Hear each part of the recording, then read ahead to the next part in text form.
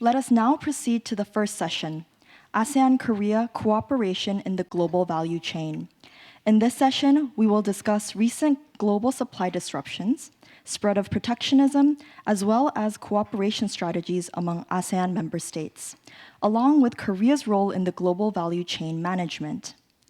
It is my pleasure to introduce our esteemed panelists, Professor Chang Yong-Joon from the Department of International Business and Trade of Kyung University, Dr. Meeryung from the Southeast Asia and Oceania team, KIEP, and joining us virtually, we have Professor Keng So from Monash University, Malaysia, and Professor Dyah Wulan Sari from Airlangga University. Lastly, Dr. Shin Song, Research Fellow of the Global Industry Division of KIET, will lead the roundtable discussion as the moderator. Ladies and gentlemen, please allow me to hand over the floor to the moderators and panelists. Good afternoon, ladies and gentlemen. My name is Yoon Shin.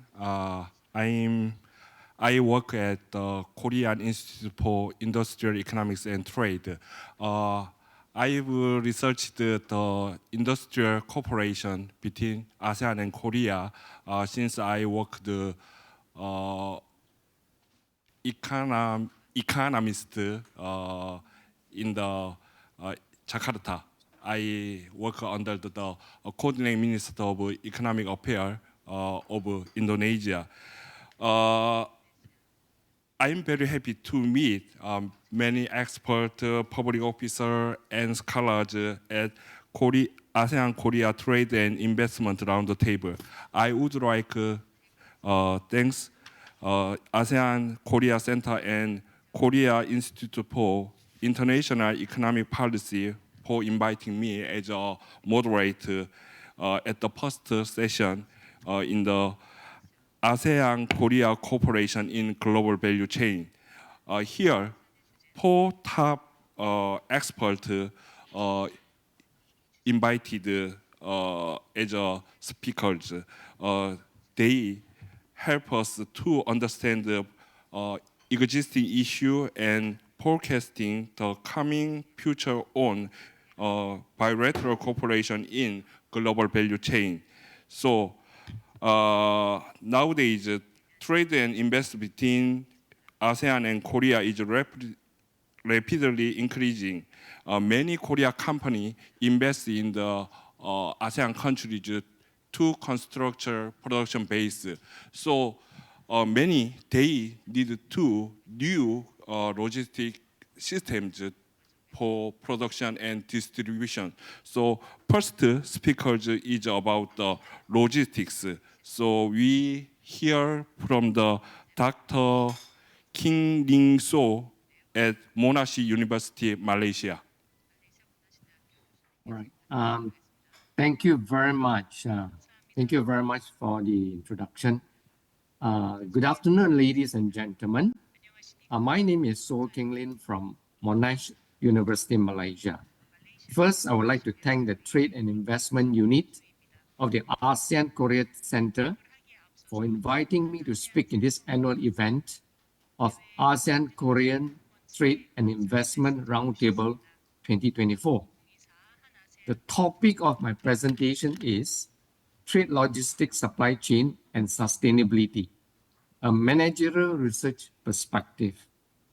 First, let me share with you a little background about Malaysia-Korea trade.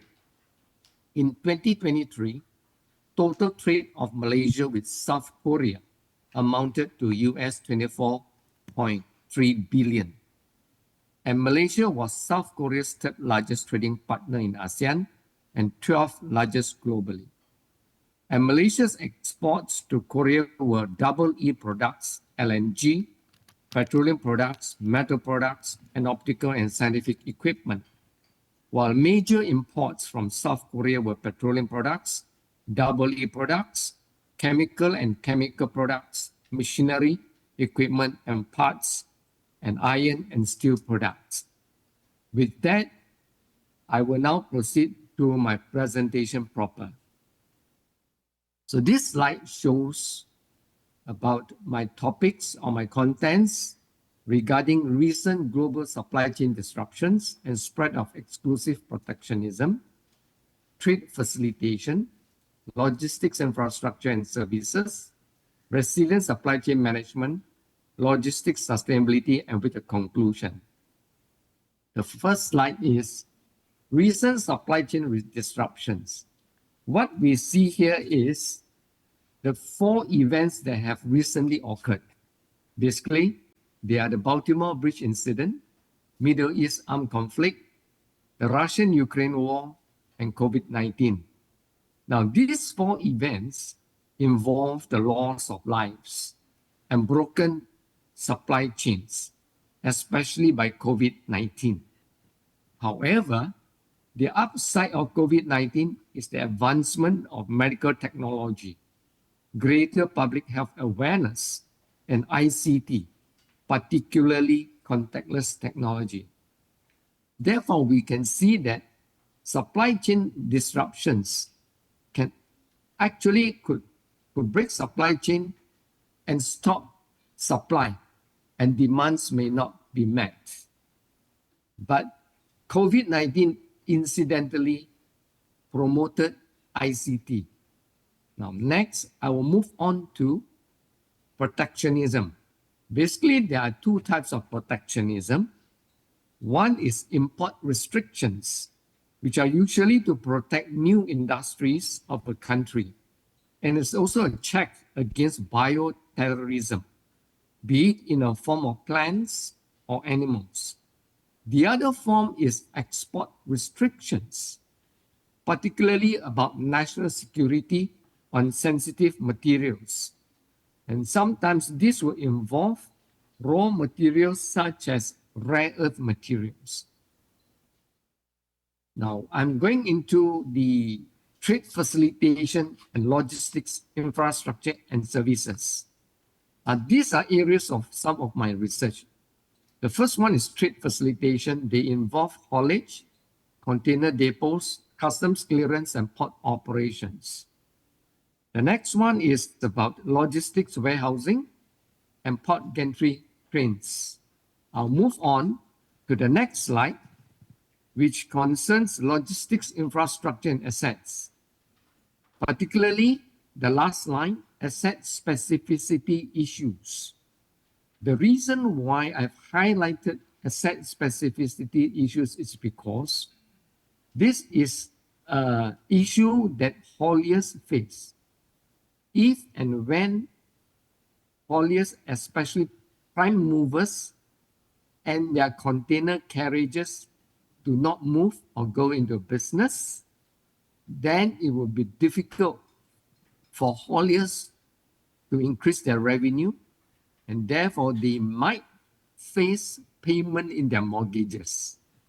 So as far as hauliers industry is concerned, asset specificity issues is a concern, and they relate to total cost economics theory. I shall move forward to the next topic on logistics services, which is freight forwarding, haulage, and customs. And right below that, we see a research framework. And I would like to share with all of you what my collaborators and I did with this research framework. Now, starting from the left-hand side, we have integration factors. Next, we have the depot service quality. And next, we have hauliers firm sustainable performance. And finally, we have national logistics performance. Of course, the question is, why do we study this framework? The reason is because of the queuing that occurs at the depot hauliers interface. Besides, there was no financial transaction. There was no cash flow between these 2 actors, the depot and hauliers. They are actually agents, and hence the agency theory applies. But at the same time, our objective was to find out if stakeholder theory could be effected across. Our findings Our findings show two very surprising observations, which is contrary to our perception. First, depots could actually influence hauliers. Two, depots could also positively and indirectly influence national logistics performance because of the stakeholders theory. So what do they mean to us? These results prove that the stakeholder theory, which means actors in the supply chain, has an impact on logistics performance. Because the national logistics performance, if it is in the top ranks, would actually attract ship liners to berth at our shores. And therefore, in this particular research, the stakeholder theory could overcome the agency theory, which is actually self-interest.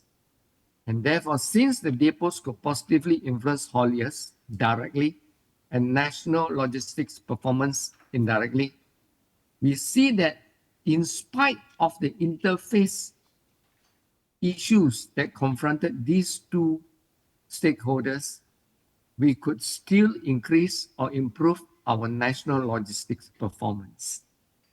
I will move on to the next topic, which is about resilience. Resilience is about resistance and recovery. Resistance against environmentalism and to recover from that. And three very important factors are important to resilience. First is visibility. I'll move on to the next slide. Next is velocity and flexibility. Now I'm going back to the other slide, visibility. Why is visibility so very important? Because visibility requires information sharing for all of us to prepare our capacity, for all of us to prepare our materials and also our transportation needs. But visibility requires one very important factor, which is information sharing. And information sharing is so hard to come by sometimes, simply because people are afraid that there is information leakage.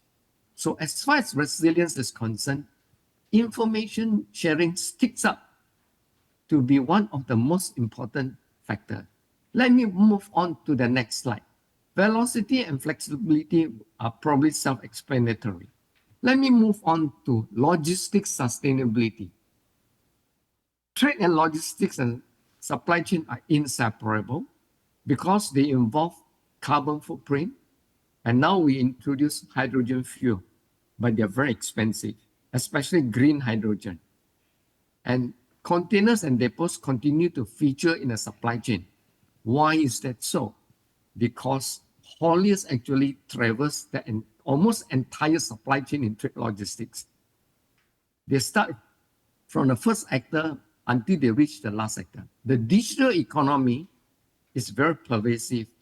And incidentally, this digital economy will actually, what shall I say, they'll provide a synergistic push to the logistics sector. Waste management, as far as sustainability is concerned, when we talk about waste management, in our research, we found out that many of the waste management activities are found at the bottom of the waste hierarchy. Many of the waste management practices are not at the topmost, which is actually prevention. Let me move on to the next slide. In conclusion, supply chain disruptions are not going to end anytime soon because of events that are happening around us, and accidents are sometimes hard to avoid. Next, exclusive protectionism with increased hegemony and self-interest. This is going to feature in the short-term future. Trade facilitation. This is something that we should concentrate on, the digital economy and the last mile in delivery. I must say that the last mile delivery has been improved very much by the COVID-19 episode. Resilience of supply chain, which I've just mentioned, information sharing is important. Supply chain integration actually has a flip side because it increases the risk of disruptions. And finally, logistics sustainability, which is very important, concerns our profit, planet, and people, or otherwise we usually say economics, the environment, and society. I now end my presentation and await the question and answer. Thank you very much for listening. And this is my last slide on my references. Thank you, ladies and gentlemen, for listening. Let me stop sharing. Thank you for Dr. Keng Lin So. Thank you.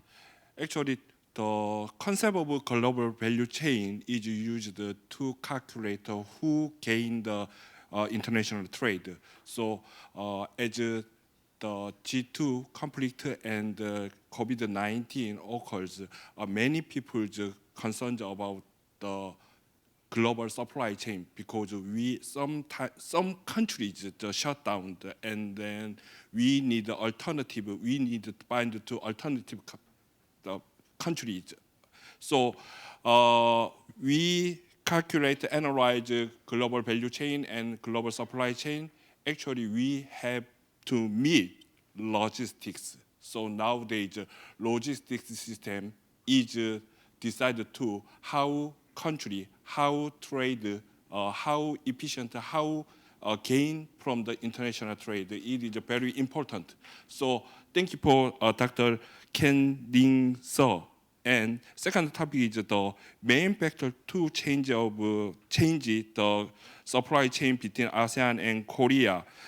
Dr. Dyah, Wulan, Sari will present navigating ASEAN future amid global trade tension and supply chain challenges. Yeah, good afternoon.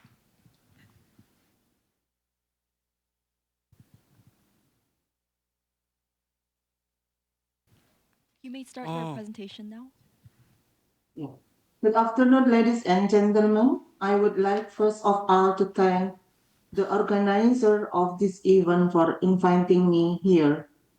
The ASEAN-Korea Trade and Investment Roundtable 2024 is going to be very beneficial for us for continued cooperation in the future. What I would like to present today is navigating ASEAN future amid global trade tension and supply chain challenge, strategy for strengthening ASEAN-Korea economic cooperation.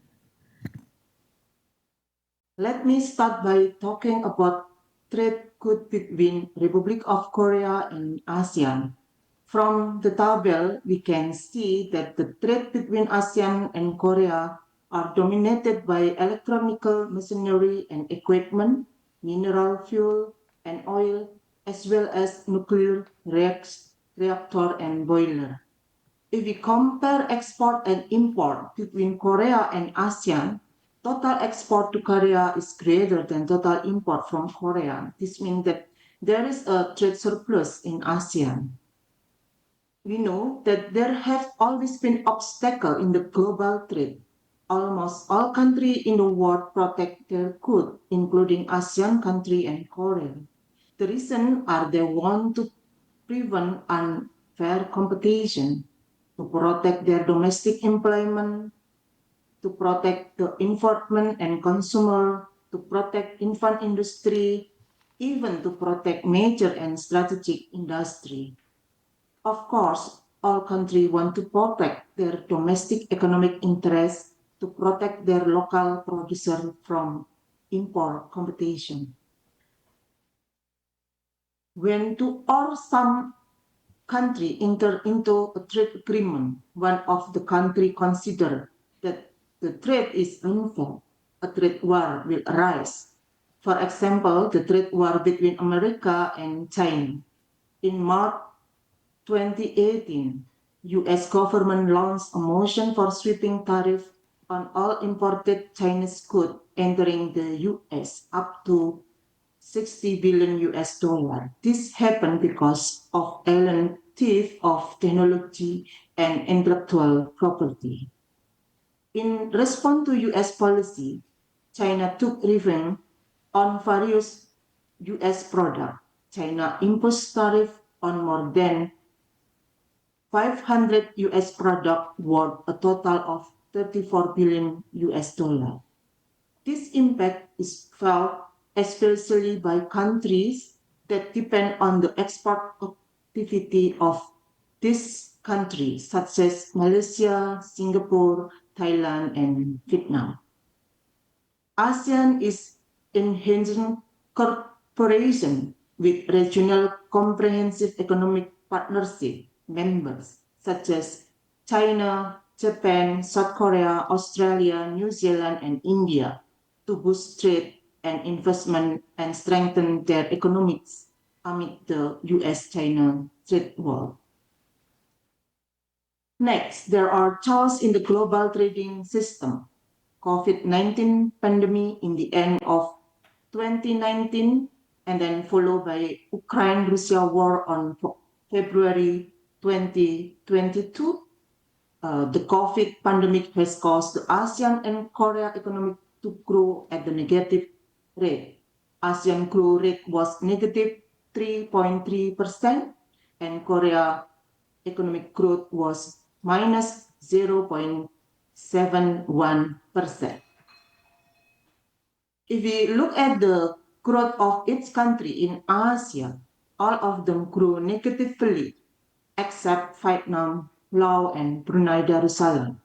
When we look at Korea investment in ASEAN country, in some country it has increased, such as Indonesia, Cambodia, Malaysia, Thailand, and Laos, while the remaining countries have experienced decline.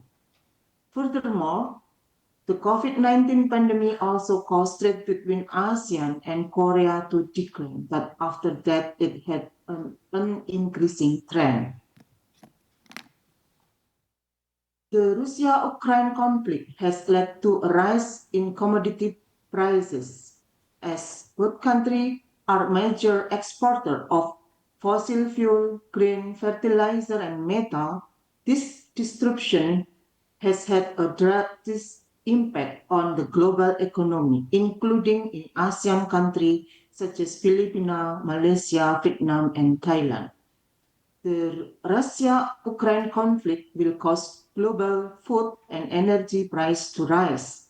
The inflation rate for ASEAN as a group increased from 3.1% in 2021 to 4.7% in 2022.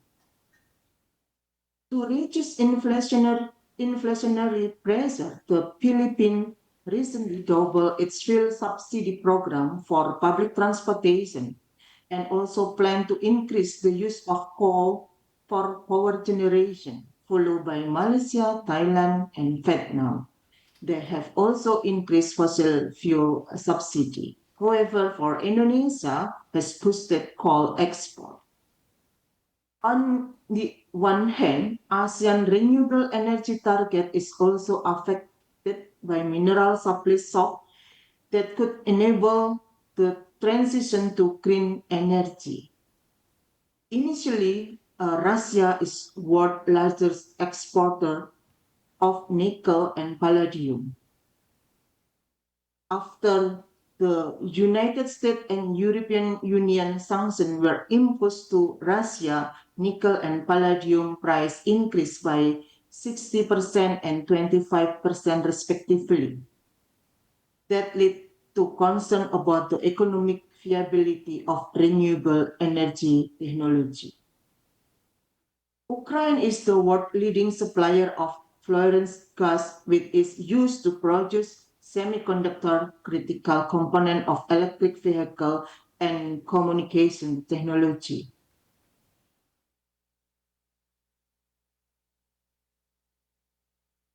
ASEAN-Korea has an international trade agreement. The ASEAN-Korea Trade Agreement, we call ACTA, was signed in November 2015 and implemented on November 2018. The aim of this corporation is to achieve free trade and facilitate the flow of goods of capital between the members. There are some main benefit of ACTA. There is a strategy benefit, tariff concession, and then maintaining organizing status for product, boosting trade efficiency, and ASEAN cumulation.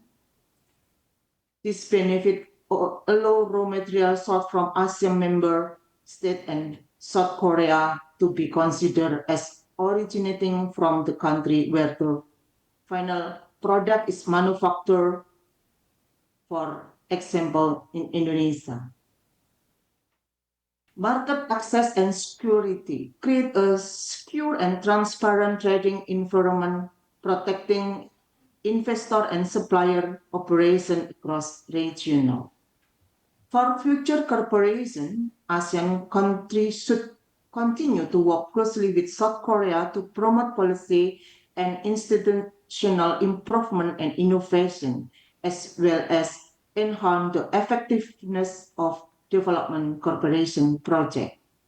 South Korea ASEAN expand practical cooperation in the future sector, such as digital technology and information technology, renewable energy, electric vehicle, and smart city.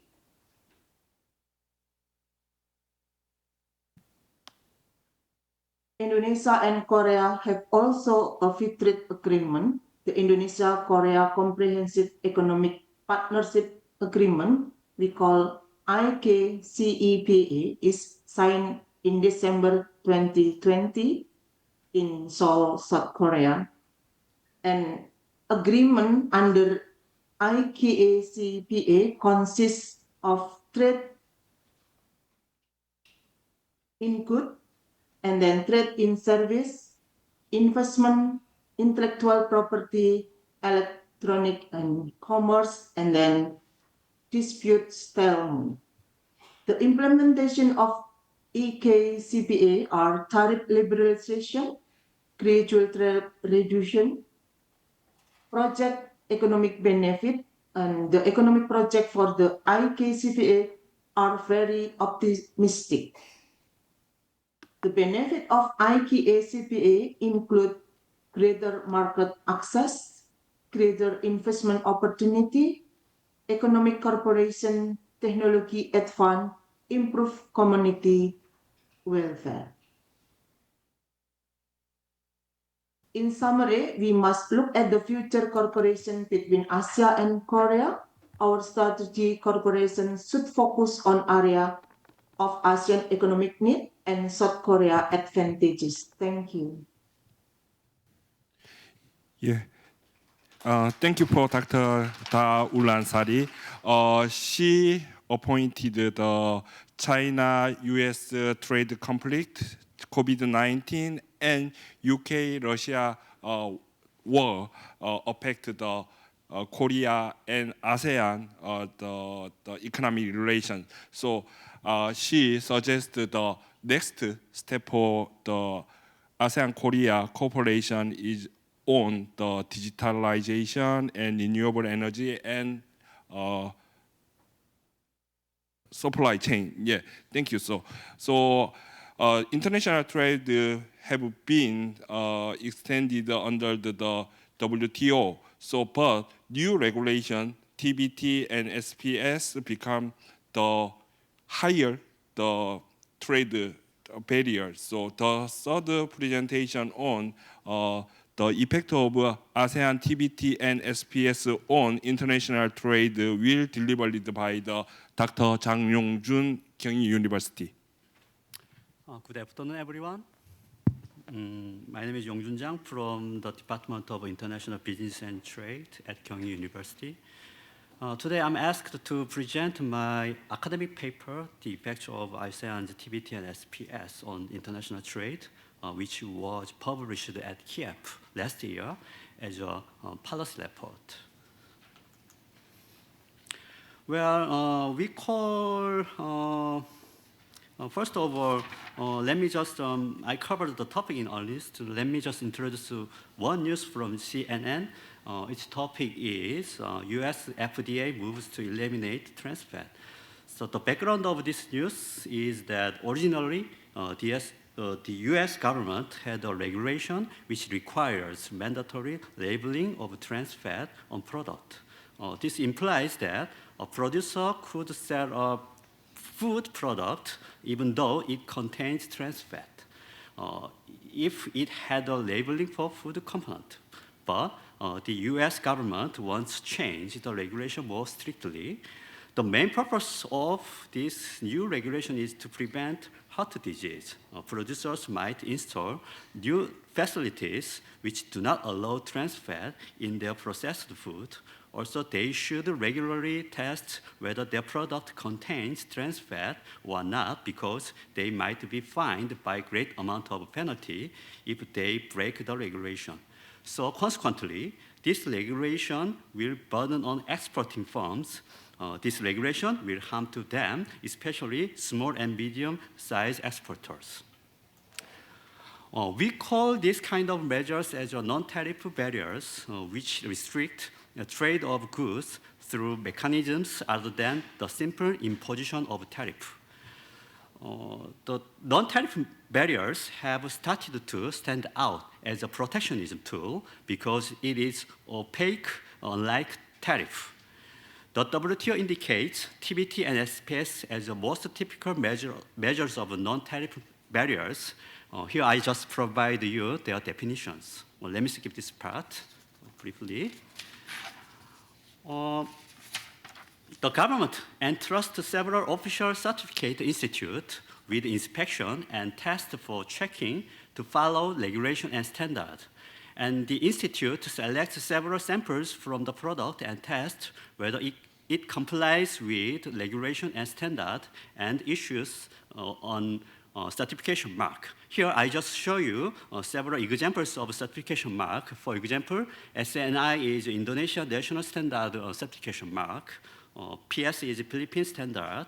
And TISI is Thailand Industrial Standard Institute Certification Mark. By the WTO TBT agreement and SPS agreement, members should notify their new technical regulations and standards to WTO before they are adopted. So the number of WTO TBT and SPS notifications will be a good tool that we can analyze the trend of TBT and SPS. Now I'm gonna more focus on TBT and SPS in Asian countries. This figure provides annual TBT and SPS notifications of Asian countries between 1996 and 2021. As you see, TBT and SPS adopted by ASEAN countries has increased over the period, especially rapidly increased for the last 2 years, while average tariff rate has decreased. Accordingly, we can make sure that non-tariff barriers such as TBT and SPS are becoming more significant for international trade in ASEAN countries.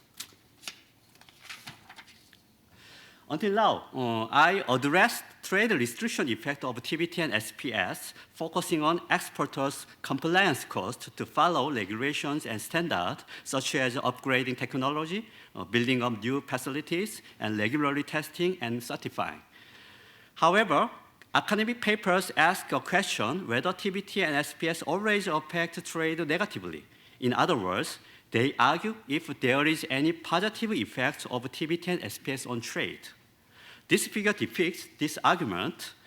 It is possible that TBT and SPS can promote international trade because their contents provide foreign market information such as consumers' taste and culture. Under asymmetric information on product between producers and consumers, a certification mark by TBT and SPS increases consumers' trust on product quality and safety. Also, firm can obtain economies of scale by product standardization by TBT and SPS. In this case, TBT and SPS can even promote international trade beyond trade barriers. Consequently, TBT and SPS have a trade-off effect on international trade between a decrease in transaction cost and an increase in compliance cost. So we need a regression analysis to check the effect of TBT and SPS on international trade. Well, in this paper, I empirically examined the effects of ASEAN TBT and SPS on export to ASEAN based on the gravity equation as follows. But I'm going to skip this part because of time limitations. So just skip the econometric specification. But let me show the regression result here. The table provides the regression result. Well, for the sake of time, I'm going to also focus on the result of non-tariff measures, TBT and SPS, which are key variables in this analysis. For all exports to ASEAN members,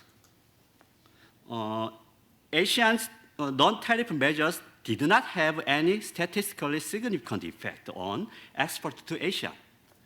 But when I decompose NTM, non-tariff measures, into TBT and SPS, I found that the coefficient estimate of SPS are negative with statistical significance, implying that ASEAN's SPS had a trade restriction effect.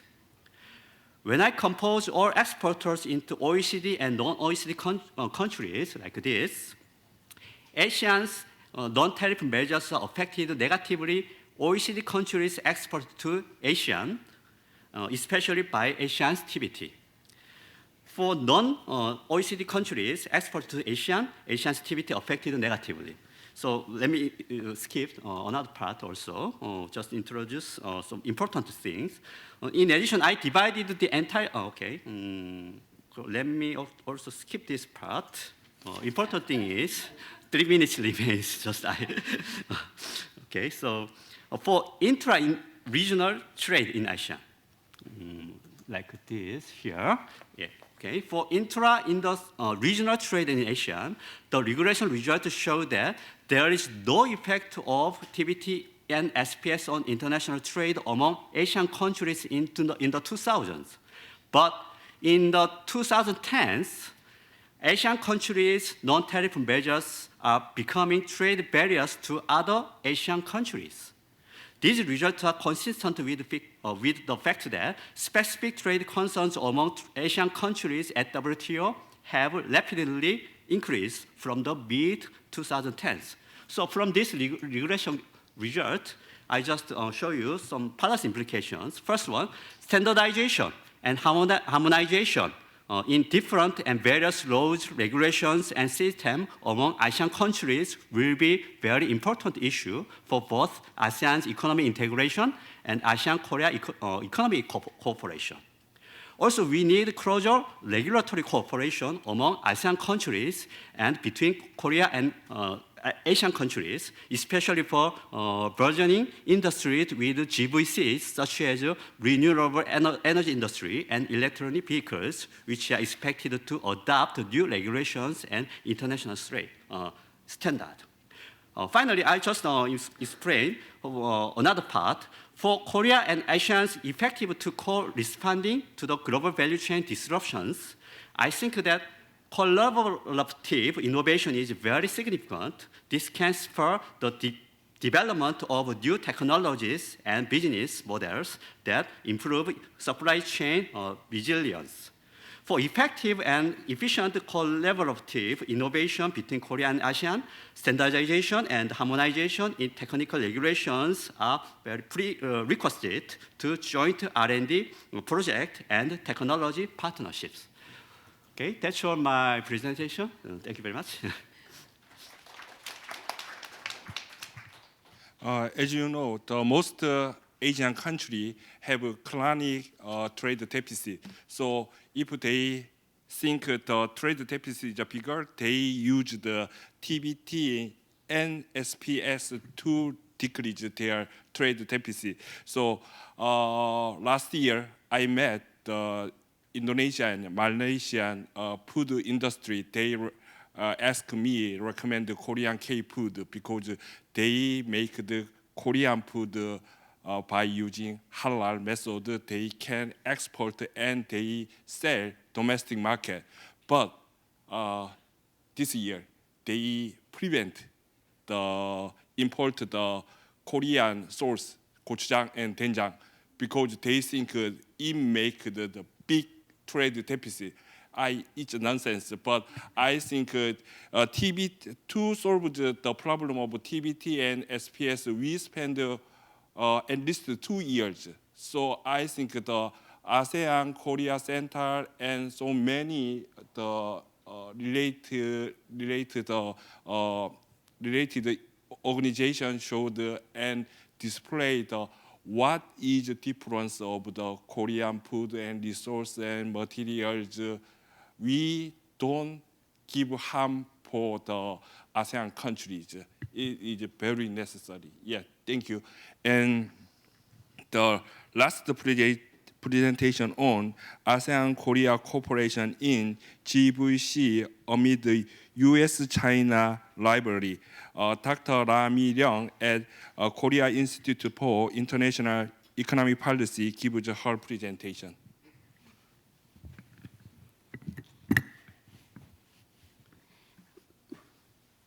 Thank you for the kind introduction, and I appreciate the opportunity to be here today. Thank you. And in this session, I would like to present the supply chain restructuring induced by the competition between the US and China. But it may be challenging to cover these issues in detail because of the time constraint. So I will provide a concise overview of what is going on and what would happen if the current situation continues.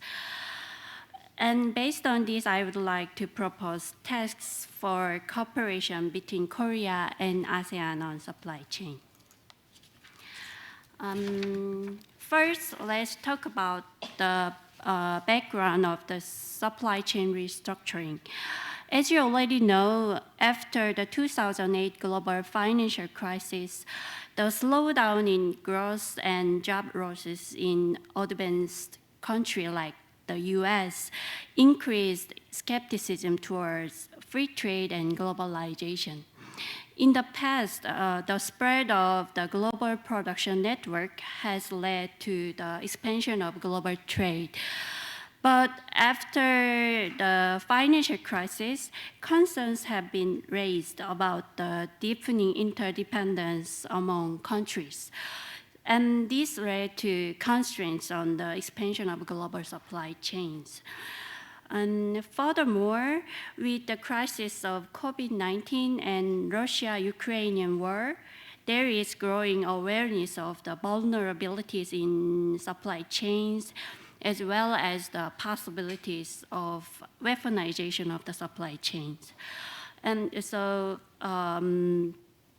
consequently, we are seeing the emergence of economic policies based on deglobalization. This in turn is leading to supply chain reorganization. However, I think the fundamental and structural cause of supply chain restructuring can be attributed to the power competition between the United States and China. And it is anticipated the restructuring of the supply chain will occur around these two countries. First, take a close look at the US supply chain policy. The United States focused on building a high-tech supply chain centered around the US and like-minded countries. To achieve this, the US is actively engaged in rebuilding domestic production base through tax deductions and large subsidies. Moreover, the US is strengthening supply chain with allied countries, a strategy known as friendshoring. And by this reshoring and friendshoring, the US seeks to enhance the reliability and security of its supply chain. And another critical aspect of US supply chain policy involves restraining China's influence through various sanctions. Against this backdrop, the U.S. emphasized cooperation with ASEAN as its key partners in the Indo-Pacific region, and now U.S. is trying to establish an economic order in the Indo-Pacific region that excludes China through IPEP negotiation.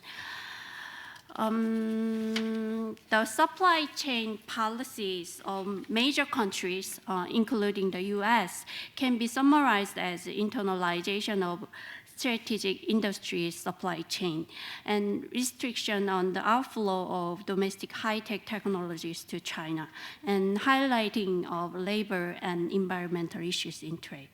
In response, China also focuses on the internalization of the supply chain. And furthermore, to escape from the economic isolation, China is intensifying cooperation with global South countries. And China is trying to neutralize each country's aggressive efforts and seeking to enter the foreign markets by circumventing those countries. And for China, ASEAN is one of the most crucial partners in terms of escaping international isolation and circumventing entry into foreign markets. Actually, from 2020 to 2022, ASEAN has been China's largest trading partner for 3 consecutive years.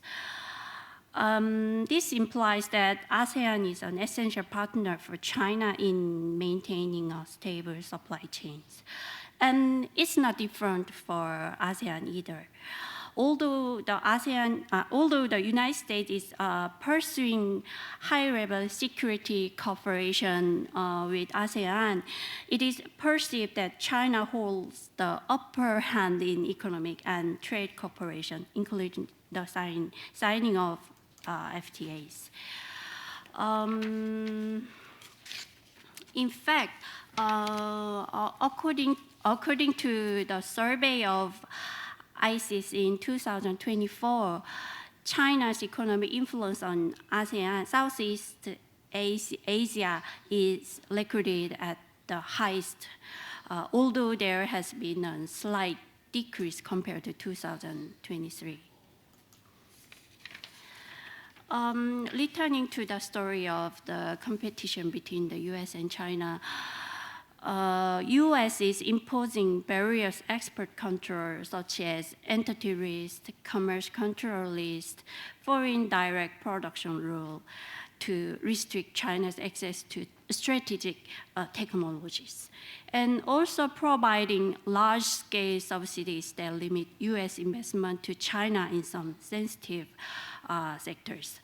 The point is that these measures like FDPR are encouraging third countries to choose between forming supply chains with either the US or China. Thus, these measures can be interpreted as attempts to exclude China, ultimately aiming for selective decoupling. In response to this, China is trying to build an independent supply chain. So it seems that the situation is increasingly forcing a choice between the United States and China in the high-tech industry.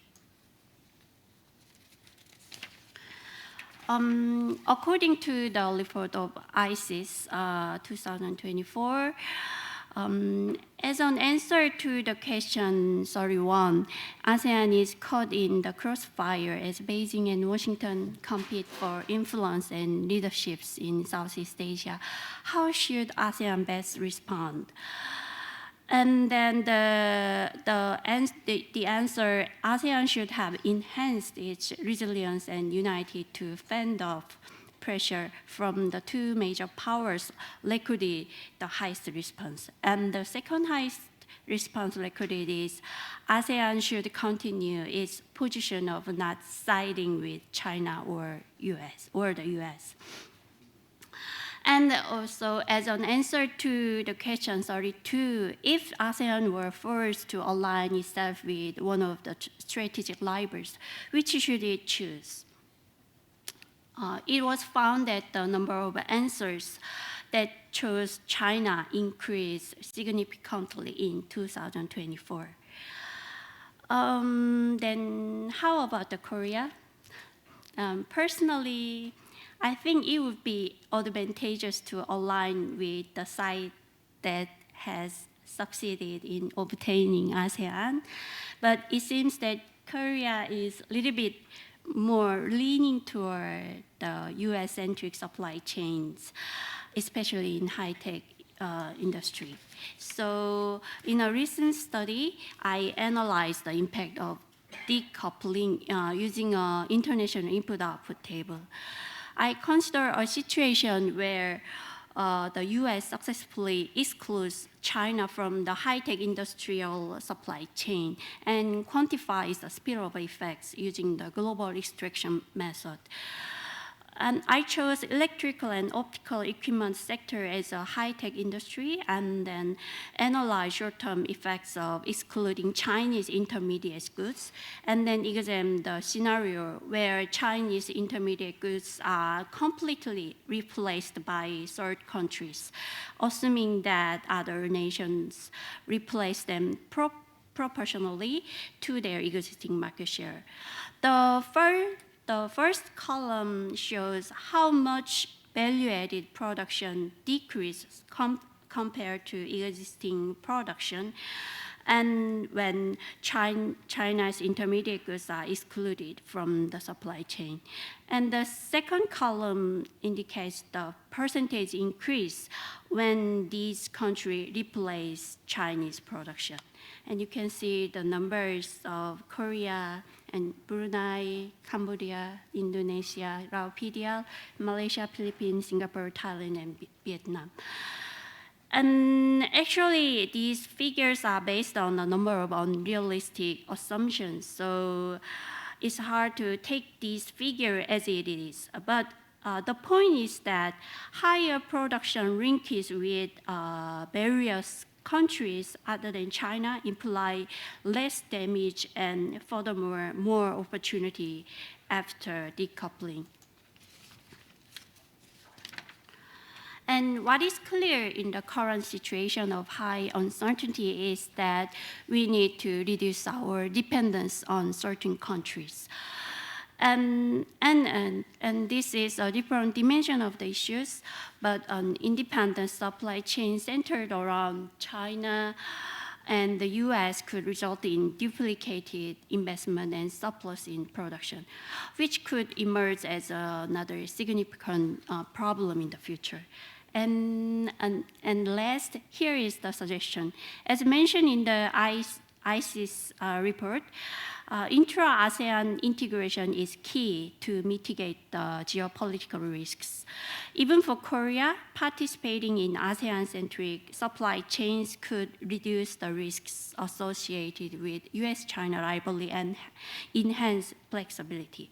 So in the end, it will be essential to support the increase in production linkage among ASEAN member states and to enhance connectivity with Korea through various measures such as technology transfer. And let's see, that's the end of my presentation. Thank you. Thank you for Dr. Meeryung. I give some the famous economics joke. The President Roosevelt remained some memos because if you choose the very the famous or the good economist, he or she the economist will be had just one arm because the most economists choose some policies. This policy makes some is good, some is bad. So option plan B, the the policy is make good or make worse. So the policies suggested by the economists, most economists neutralize the economic effect. So it's not useful. But I think United States, China trade conflict make some countries good, better, and some countries worse. But I think ASEAN country make a big benefit from the United States and China. But Korea have a more risky and Korea economy is more risky. So we need trade diversification. So we have to, Korea have to make a strong connection and relation with the ASEAN country. So we already heard all the presentation of all specialists. We have a little time to discuss about some question. So I received the KIEP from two questions. One, I would like to all speakers the two questions about the ASEAN-Korea cooperation against the disruption of global value chain. I think the question is very difficult, like the high school, Korean high school, the exam. So I simplified the question. The global supply chain is very important. So, but in Korea case, the supply chain for mineral resource is more important than other the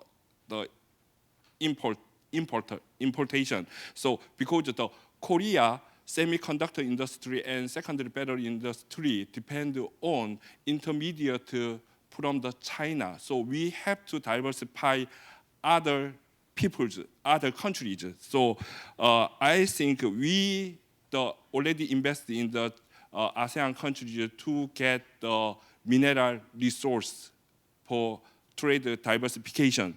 Nowadays, the global trade asked all countries keep the global standard, environmental, carbon neutrality, and we have to conserve the environmental. So we invest in the natural resources, nickel and other mineral resources. We make some deforestation and we make some pollution during the processing, the extraction process. So could you to the speakers answered how we keep the global standard for environmental conservation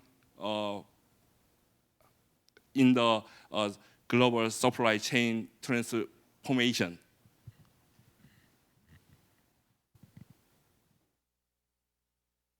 Can I ask you one more time? Global supply chain is very important. So Korea invests in the mineral resource supply chain in the ASEAN country. So how do you think about the Korean and ASEAN cooperation with the supply chain for mineral resource with the ESG, environmental, social, and governance? Yeah. Dr. Keng So answered my question, please. As far as the supply chain is concerned, whether it's Korea or any country, my views are that in view of global warming, in view of climate change, all countries which have actually signed the Paris Agreement with the objective of attaining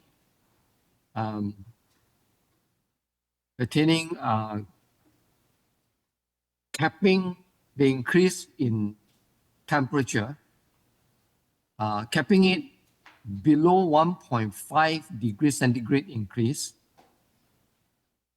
One way to go about it is, for all countries in their supply chain, is to ensure that the products that they make should comply with principles of the circular economy, which is to design products and processes that will give the materials multiple life cycles. In order to do so, we need multiple stakeholders to come together to achieve that target. For example, we will need not only architects, but we also need engineers.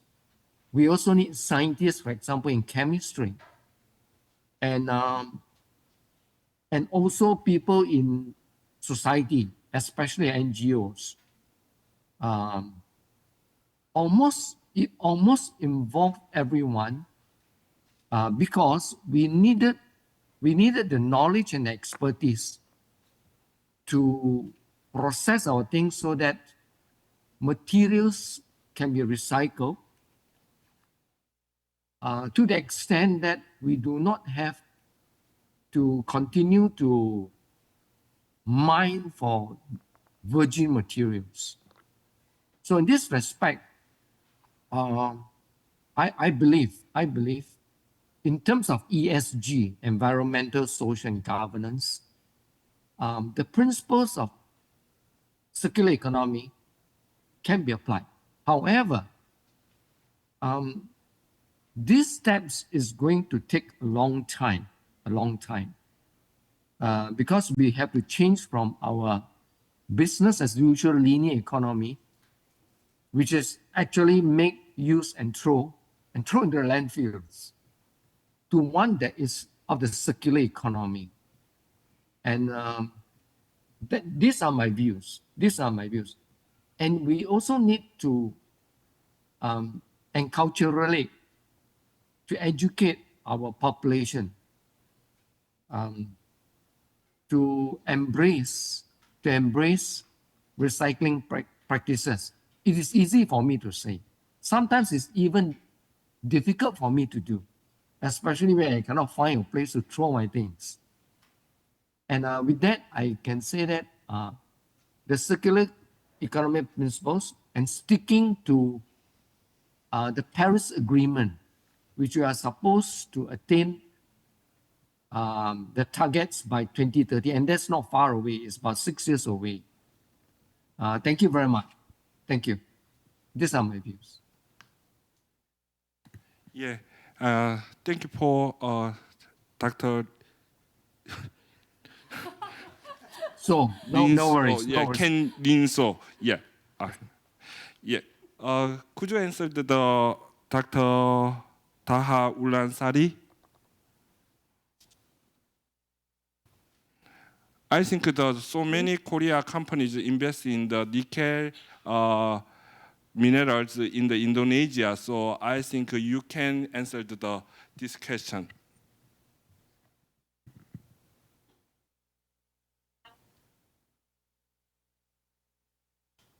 Yes, there is many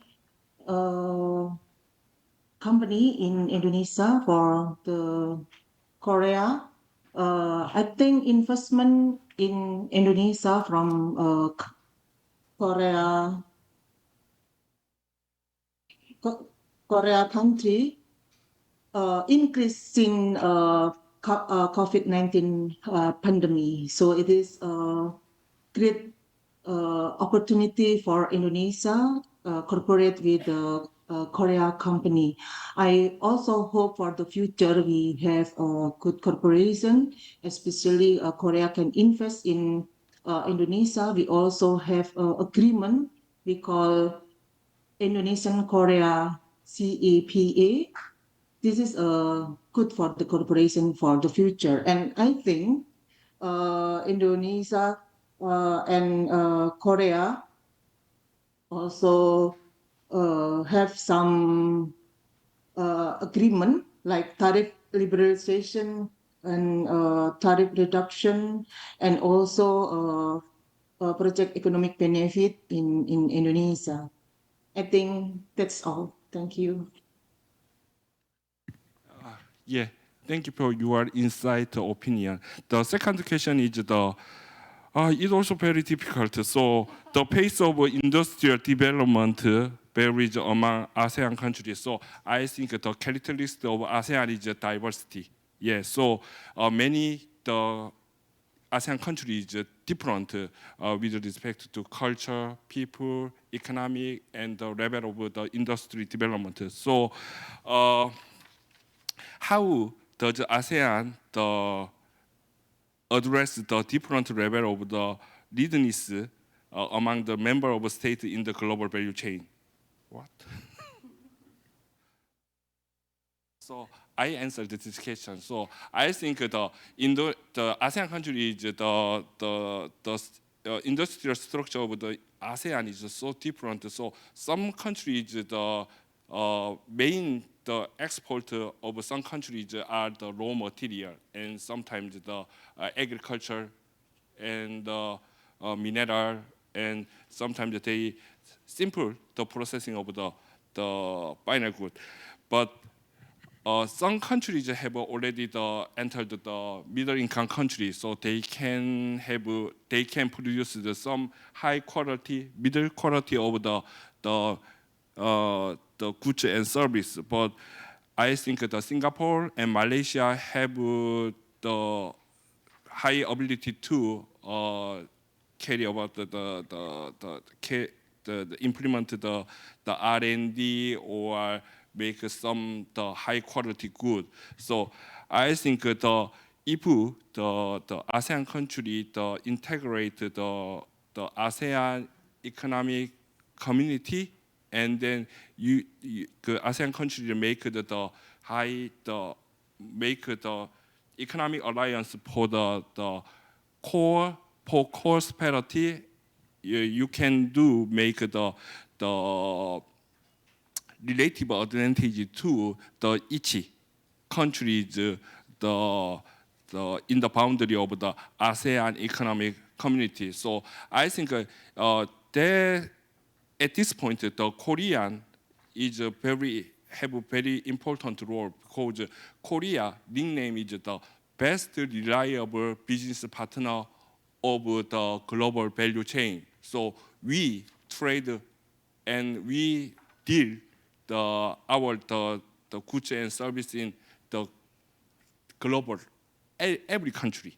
So I think the Korean help to the ASEAN countries the value added and technology and human capital, and I think all the ASEAN countries improved their competitiveness of the international trade. So I think we the Korea have not big country and not small country. We are just the most reliable business partner.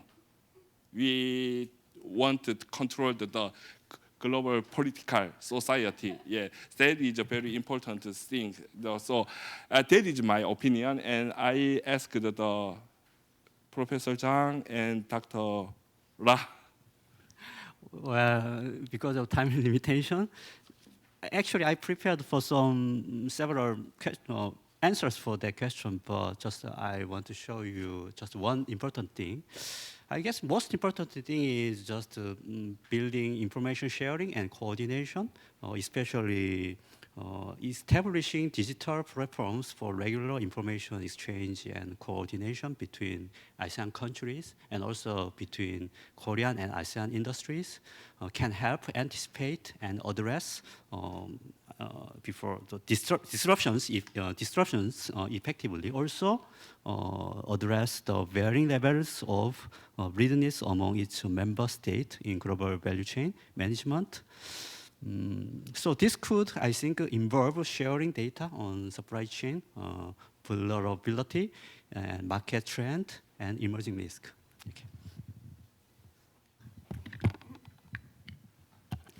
Okay. Actually, I don't get it, the question, because In my opinion, I don't think that different stage of development will be barriers to GBC participation. So later, I think the heterogeneity among ASEAN member states will be more advantageous, more helpful in establishing the ASEAN-centric supply chain. So, yeah, I think that's my that would be my answer. Yeah, answer this question. Actually, it is difficult to explain the smile curve in the global value chain. So thank you so much. Yeah, thank you for your the attention. Yeah, time is over. Yeah, thank you. Yours. Yeah, yeah. See you again. Yeah. Yeah.